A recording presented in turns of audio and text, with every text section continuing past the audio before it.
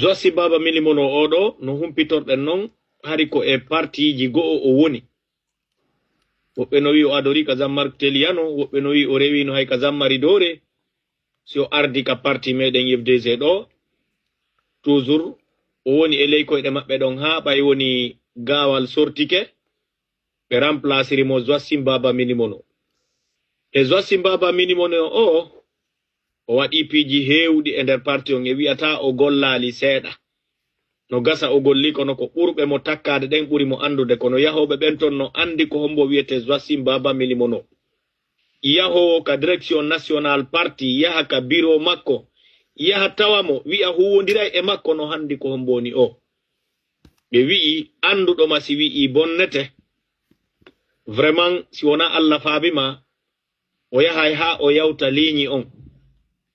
Ko honɗum waɗi simi wi anduɗo ma si wi'i bonnete Zosi Baba Milimono o no gasa no wawi pular ɓuri woɓɓe e men. Suna hara mi fawi no mi naniri non ɗum ɗon mi seedaki babe makko hari e ko labe ɓe wonno. Mi anda ko honɗum ɓe représente no labe ton siko militaire ɓe siko honɗum. Ɗon o waɗi école makko on vraiment himo wawiri pular wano pullo Fuuta wawiri pular non ɗum ɗo min mi seedike so ɓura fulɓe go'o. O winday moji ɗo hay e français sa nani mo wowlaɗi an tigi ça va te étonner beaucoup. Mais oɗo o wawu pular o sali yiɗude pullo Fuuta. Ko pular ngal oni honkirde fulɓe Fuuta jaloɓen. Go'o komi yi'i kon e makko e beru komi ɓadimo kon e beru komi tawda e makko kon wona min tum. Parce que no wodi woɓɓe sulevunoɓe fi programme o law mais nde tawde en jaɓata yi'ude en jaɓata faamude piiji ɗi law enen ko sa'a fof faami wosi faamen erreur ji ɗi waloto e kene mais salo ɗe wattande hakkille ha cancer o nanga hondu ndu ara nanga teppere nden nanga busangal wi'e nono no sella e ɗaɓɓe lekki tun ronken taƴude anse momalla kam nanguno hondu ndun ɗon taƴen hondu ndun itten accen ha hewta ka ɓernde tawa woni trop tard ta fewno ɗon se wattanali hakkille kara han jomum hisirta. Zosi Baba Milimono oɗo o faano impose de piiji molanaɗi no woniri non himo andi histoire ji fulɓe ɓen o janɗidi e maɓɓe fayida o yi'ali ka fulɓe ɓen kadi konti kanko ko moƴƴi koko boni tun o yi'i nde tawde noon kanko taw o jaɓa diina l'islam kan o janɗidi e fulɓe ɓen o fijidi e maɓɓe o yangodi e maɓɓe mais o añi diina ka ɓe woni kan e mum. On andi huwondirgolle oɗo no satti ko yo o buumu piiji ɗin so o wonday mais tanji go o tufayɗi mais yi'ayɓe ɓe yi'a ɓe yi'ata ɓen kadi yi'ata. Mi wowla piiji seeɗaji ɗo toɓɓere aranere nden min ko honto mi wayliti programme o on ça pris de temps nous on a parlé et puis on a dénoncé e bureau ji ɗi ɓen woni ɗi mum e certains moƴoɓe mais yi oɗo mi wi'i oɗo o faalaka communauté fulɓe ɓen go'o yaafo ɗon mo ka nder parti FDC no anda IFDC leƴƴi ɗin fof no ton kono no comportement heddiɓe ɓen nder ton e kanko on wona gootum so invitama e plateforme ji ɗin de himo yewta o wowla o inna sanzen wakkilo ɗen moƴƴen tanji go ara o contre kara yimɓe ɓen taɓe wowlu pula hay si ɓe wata français o inna ɓe kato ɓe wowla français a sikkay fof ko gootum mojoɓe moɓaɗe ɗen e mum fayda ɗe me woni wallitade ɗen essence ko heewi kon ko minen ɓuri ɗuɗude e mum amma si tawi woɓɓe go kanno kirey mojoɓe hiɗe toon par ce que ko famodiroɓe o wondata e sabu nanugol maɗa gol ɗengal ngal min wowlata ngal min poɗuma min ɓanni e mojoɓe ɗen si tawi hiɗa jogui andeji a heeɓi haajuji jama on wallito jama on no wallitiɗe si jama on heeɓi haaju e ma takkodira e ma weltor ma sabu ko nanɗa kon ɗengal ngal mais an o jaɓali yi'ude ɗum few. Zosi Baba Milimono o jaɓali yi'ude ɗum few o jaɓali ɓadade ɗum few. Toɓɓere aranere nden min immi min yahi ka 16 min hewti tawi ka 16 kamin jooɗi ɗo meɗen waddude makko renio ko woni ɗon mo wi'ali la ilaha illallahu fof ko kanko arɗo wi'a assalamu aleykum wa rahmatullahi wa barakatuh wono kanko ta ɗum wata hiwrore ɗon assalamu aleykum wa rahmatullahi wa barakatuh lan anditi musidɗo men go hikkornoɗo parti Madina immi dari sonki nden ñande tawi messe Baylo Aka Daso no jooɗi ɗo nden ñande no wi Cap Verte ari ko sonka kon foppu ko yeso makko himo jodi nden nyande jama on immi révolti wi jamais menen awata men interdisude wolugol dengal amen gal go di mundum awata men interdisude hakkunde alje amen yo men hiwror assalamu alaikum wa rahmatullah ipiji do a tawdu men e majji sa yahay kadi a yahay accida men e majji parce que da jokki dina ma kan ida yawde ka église mon ida yawde pratiquerano no andir don non to menen kadi accida men ko amen ko sa tawi men ko an tawi men awata men borude ko men wondi ko ngemu e nyande o uggini o jetti bikko on o tuddi don ha ba o tayi jama fo revolti ko to defandali sonkiri kende den fo jama on famimo menen certain yogabe men falno accude don de nyande men yaha men wawi famude goddum to beredi merende nyande o invita ka plateforme ji wo o ata kay leñongol o ata kay dina l'islam kan menen men wi a wobbe men wata mo supportande dum so ari o wadi dum nafi mo responsabiliser ka parti FDG ko wallahi billahi so ari do ataki yewtereji sabotugol leñongol wowla piiji ala leñongol ala erreur si tawi non kanko ko erreur jidi tungo yata wona fi leñol addimo wona fi dina addimo yo kippu ko halfina kon so invita mo yewta ko duwa kon o yaha na wurtangol yimbe addimo na fi mo andi jama on orato sodora e yimbe ben kono be kalma men be inna men jabotako surtout président de contrôle monsieur Figo si me yay men révolti men fala ma yaltude certain do be inna marsata men kalma men jokka haaju amen du wadi duubi tati fewno do denni wallahi billahi tallahi salinobe be girritade fop on say be arde ka privé jamen be jonnita men gonga ko men wowlayno kon avant ko nungo wadi buri dum e kanude kadi ko huwondiri ko ngeyimbe ben ka privé kan surtout tampingol yimbe ben ton fi kaydi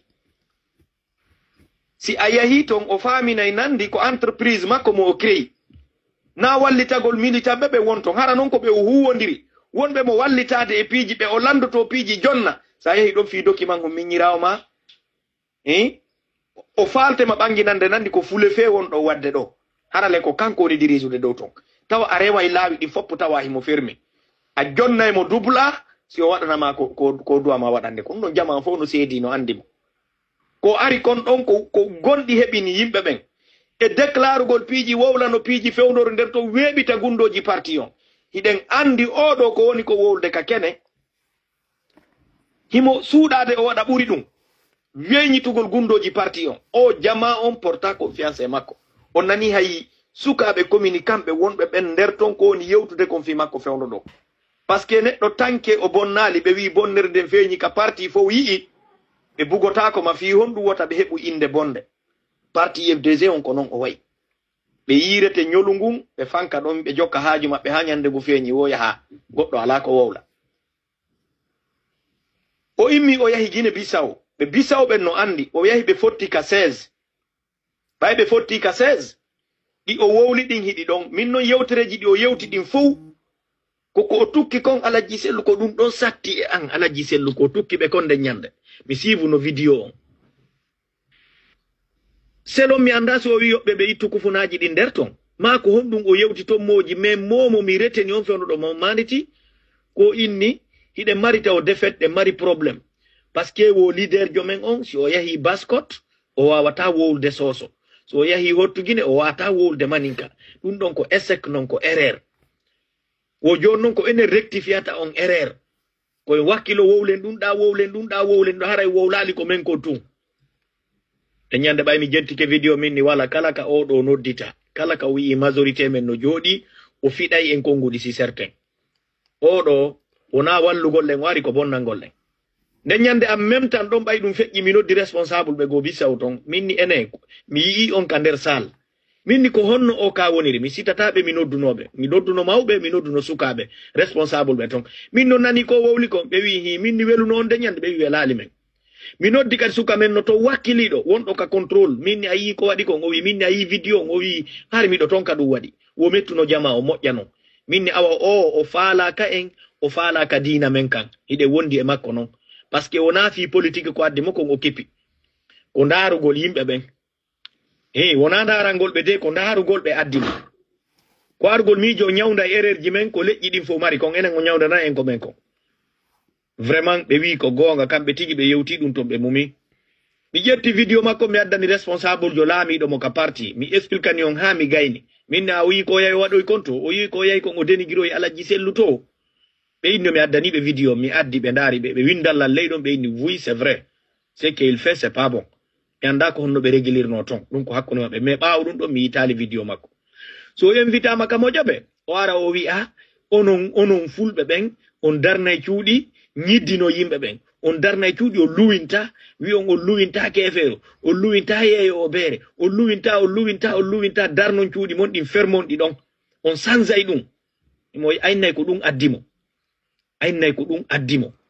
ha nyande go bay mi jentike dum mi moni ha mi falana de mi réponda ma ko no min ni fewndo do sa tukki o do hondu bay buygite den no fermi perde den no fermi be yana ema be na la teddunga la respectiva parler tout ce que tu penses vraiment on tigi bari do min haysi mi ari no mi tayi mo no keligo mi yabatan jungo mi hiwro mo bay ko ka gonga hari vraiment ko woni wadde ko ngayni la ngemettitude yoni buyno andi e privé ji kadi be o yewtidata yimbe be o yetotobe yo lannintena no mo piiji o wallito mo fi golleji go yo wadammo dum do e dum do sina dum do si tawi woni o yahi to tagoto wowlo ay fuy o noddi responsable be partout ender aduna on andugol ko o musiddo men gawal ko wadayno ko kanka doyna yo nyembu o dara so hebay ko gawal hebayno ko anda kanko e gawal wona confiance goto be jogi hay simo wawi pular vraiment wona wondo hande kad be jetta be jonna parce que be yika gawal yaltani do yimbe ben hande kad jama o woni prudent sa ari ngesa goddo yafo don atawi o soppi o sunni o safe o remi o danki ke ha hewti kanata kasudu ka sonye nata kasudu ammijo da si sonya mako kasudu manatirta ta ko fi ko sonyete ko tun adduma jama on fami fi dun joni vraiment jama on no anduno o ko juuti jama on andamo karabbidi ka o yaltino do ko do buy visunomo ko do buy sutinomo kala mo jobere kadi formande tawi de do ko soutena mouvement de souteno alaji sellu o do si tawi on faamondirta si tawi abarota ko e makko jonnamo o nay contre ma si yimbe tato mobi keda tawi ben don be jonnaymo wonde man be faalama habude fi bonnugol golle parti on o tawta be o soutena nder e baaw o bonna inde de mo jobere da e cadre be il est comme ça wallahi billahi tallahi mi toñamo je connais parce qu'il y a beaucoup de choses qui a été passées vraiment haray wi'en alhamdulillah ko Allah itti o do kon e der parti on menen mede welti parce que hari meden aynuno dum ka woddi si me yii wota goddo naatu e dum e bordo bardare inna ko ni eni mako to buriga kala mo yudon no wi'a o no keldi ande himo wa'i wano makko awa haray non on tigi no wasi o fewndo direction parti meden on national on no anda ka yimbe bonu be wodi wo keldube no wodi yawne sukabe susube ben e parti on forme on be kene o e yahude trop tard parce que buyno dowton be nawyi buyno dowton be ronki be golli be jarama be weltanama ha hande be jamfaaki buy kanno tankina sataki jamfagol sukabe no wodi faalabe jawde détermini be susube faalabe laamu yawne be formon be taw accu ha ledde janede wuda haada yana si sornon cew koy jette cew koy bannon koy ledde janeden de ledde janeden no sorto tawa to ko soy koy gayni nangude hara andota ko leggal janal yahi kon son acci ha fo taji yani tayi ko fu'itagol do yo winnu gon hoggo nyibi renugol waday aynugol waday sonja mola do waday musibbe hara yi do mi nyomi tutun seda no wodi heddi piji buydi mi wowlata kono ko si o wowli en wowlay no wodi piji buy manipulation jidi o zuwi e mélangeugol mouvement de soutienji e faalede danningol kala mouvement de soutien dartido fa yidudo leader jo yidi parti on faala soutenude wallito sina e makko rewi tawa ko contre ko jeya do e faalede mélangeugol mouvement jidi fo déstabiliser di vraiment ukka wobbe e der wobbe haray ko dum feƴƴi haray vraiment tigi on e min mo landino lan o yaltay few si tay non ko herso o yaltay si tay o mijitu to seeda o yaltay parce que si yahi ha goddo limosa may poste makko ala ko wada sera dum tay ko a jonnano do dole min nalde imama ko yagal ba ko jolurde obligatoire ko ma ya harewa kono si yahi ha goddo adduta ma itta may poste ma andi an ala holare on nokku si tawi woni paahi den andi koko wadi do fo ko c'est avec collaboration mo famondire wobbe menen koko be yahi do fo be yahi do mi anda MATD ma hon dum ko wadi konto fop men holaki men weltaki si me yi moto men nawna parce que meden andi o ala zuude ko nafata en ko puusi mo kon nabi moy dum e négociation ko laamu ngo wi wo yalta o wowla no wona il est d'accord parce que il collabore avec ko ɗi mbuuri ɗiɗi o mooɓi ɗi fédéroji ɗo kanko andi kombo jonni moɗi mo duwa landede ɗum kon to itti ɗi mbuuɗi o yaha waɗi o joué mo waɗi ɗo ka janfa kanka o waɗi ɗo ka arti hoore makko mais noon hande kadi min wona e vigilant mo kelɗa o min humpiti min accata ha nawnar nden hewta ka ɓernde min dénonçaymo fi yo anna on wattu hakkille e makko so jaɓi o faama o yiltito so jaɓali vraiment tigi tigi on fof andamo ko kanko woni hombo kaw itti o ara ɓe andi para ɓe watta ɓe jokka mo e piiji ɗin fof hande kadi min accidata on onon dow ton tun e piiji ɗin min yi'a min deƴƴa mo wi sakkoto men kadi min wowlata ko boni comme fiyo fof andu vraiment min jaɓantamo ɗum merci beaucoup merci à tout le monde